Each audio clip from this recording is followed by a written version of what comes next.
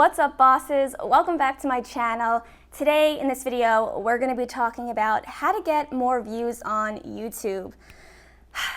I have been wanting to make this video for a while now because if you know anything about me, then you know that YouTube plays a huge role in growing my audience and driving traffic to my paid products and affiliate marketing.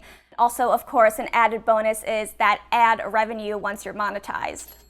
So if you're interested in growing your channel or you're interested in starting a channel, then keep on watching. So over the past year and a half, I have gained 12,278 subscribers. Thank you so much for subscribing to my channel.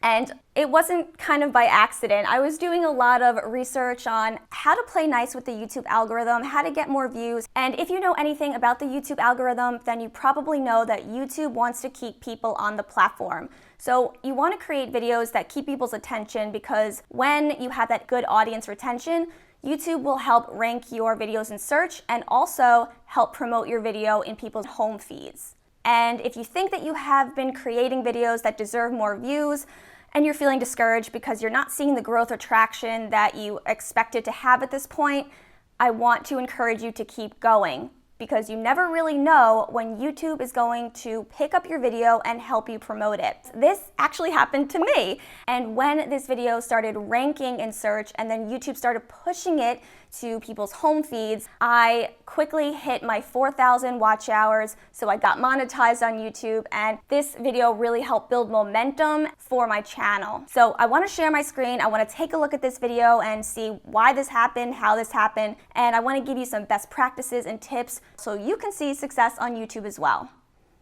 So I started my channel on May 8th, and this is an overview of the first 7 months of my channel. I was growing pretty consistently, nothing too crazy, and then around November, December, I was getting 400 to 500 views every single day.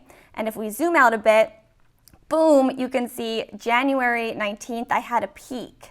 And this spike is really from one specific video, how I made 55K on Etsy. So let's go to that video, let's hit on traffic source, and let's take a look. So I published this video on June 11th. It wasn't really performing that well for months and months and months. And if we zoom in a little bit, you can see that search is responsible for bringing most of the views to this video. So search is that green line. And on January 4th, it shifted. So I was getting views from search, and then YouTube picked it up and started promoting it in people's home feeds. But YouTube didn't start promoting this video for me in people's home feeds until it did well in search first. So make sure that you're creating videos and you're using keywords that people are actually searching for. So the first thing you want to do is download the Chrome extension TubeBuddy. This is what I use for all of my YouTube SEO research, and I'll link to this down below. And using keywords that people are actually searching for is a pretty obvious tip, but I do want to point something out. So when you're on TubeBuddy, you can go to Keyword Explorer, and I'm just going to type in Etsy shop and take a look what the score says. So see on the bottom where it says number of monthly searches estimated. So it's estimated that 640,000 people search for the words Etsy shop every single month. And what people usually tell you to do now is make it more niche so you have a better chance of ranking for it. So Etsy shop for beginners, let's say. Now, as you can see, it says good for the rating, but the number of monthly searches are now gone. And basically what that means is that the search volume is so tiny for the keyword that you're typing into TubeBuddy that it's not even going to show you the estimated monthly searches. So most people will tell you that this is how you niche down your keyword. I like to find keywords that are still niche down but also still show that monthly search volume. So I went ahead and typed in what to sell on Etsy, and you can see that the competition is still not the best, but it is a little bit less.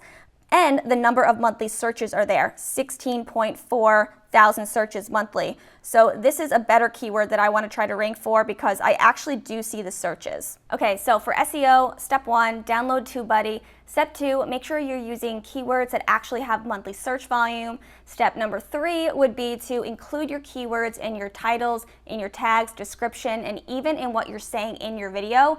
YouTube auto captions your videos so they know exactly what you're saying. So the next thing I want to talk about is your thumbnail, because your thumbnail is so important in order to actually get views on YouTube. People won't watch your videos unless they click on your videos. Okay, so I have a best practice here and I'm going to review it in a second.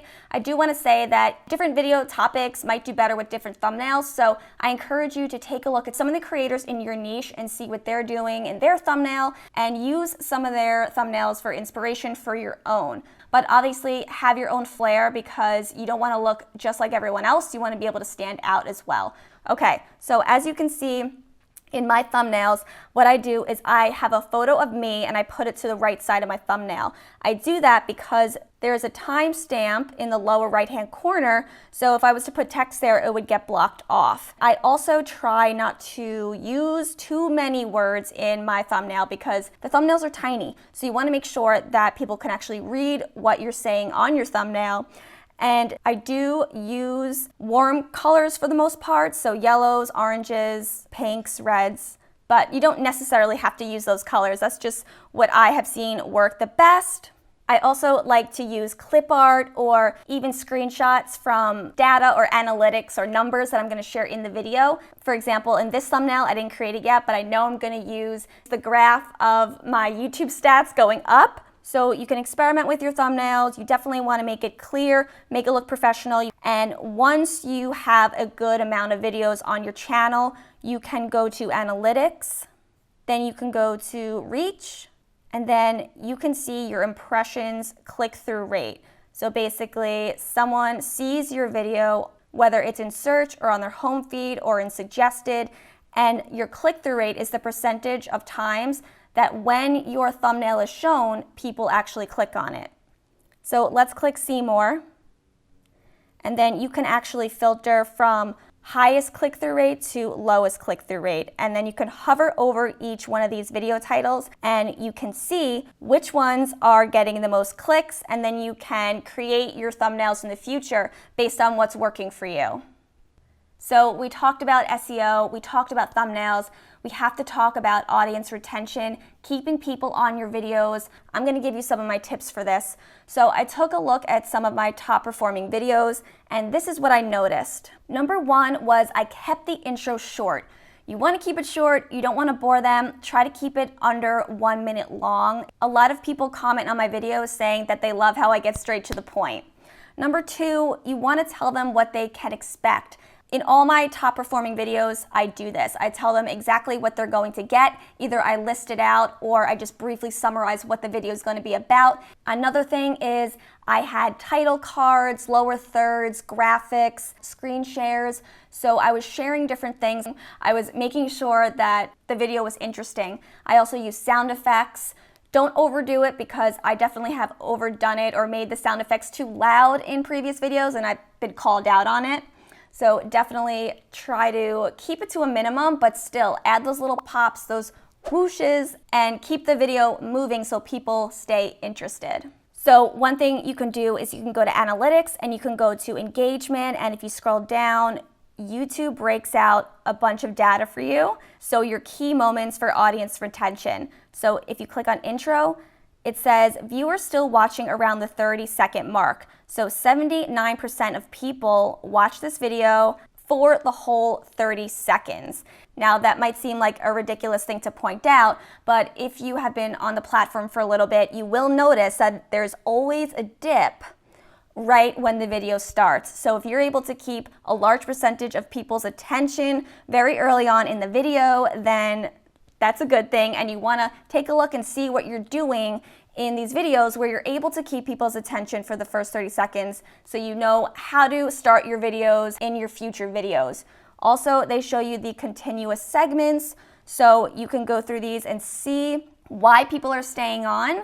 I've noticed that I was telling stories in my continuous segments. I also noticed that I'm sometimes giving self-help advice. So I love talking about self-development, but I don't really talk about it too much in my videos. But when I do, people are staying on and watching it. So there you go, great data. I can use that and create future videos where I tell more stories and talk about self-development more. If you don't know, the first 24 hours of posting your video is the most important. YouTube really wants to see how people are interacting and engaging with your video. So you do want to encourage people to comment on your video, like your video, subscribe to your channel, etc. And also another little thing that I look at for engagement that could help you is if you go to the audience tab in your analytics and you scroll down, over here you can see when your viewers are on YouTube. So I post on Wednesdays, and as you can see, around 10 o'clock, very many of my viewers are on YouTube. That's why I post usually 9 o'clock on Wednesdays, because I want my video to be there when very many viewers are on the platform. You can see that posting on Sunday would not be a good idea for me, or posting on Saturday would not be a good idea. So since the first 24 hours are the most important, I want to make sure I'm posting when my viewers are actually going to be on YouTube. All right, bosses, those were my top tips for getting more views on YouTube. If you liked this video, give it a thumbs up. Let me know in the comments below if you want to see any other videos about YouTube. I think I can really help you guys get started or help you grow. So definitely let me know. And as always, guys, thank you so much for watching. I will catch you in the next video. Bye, guys.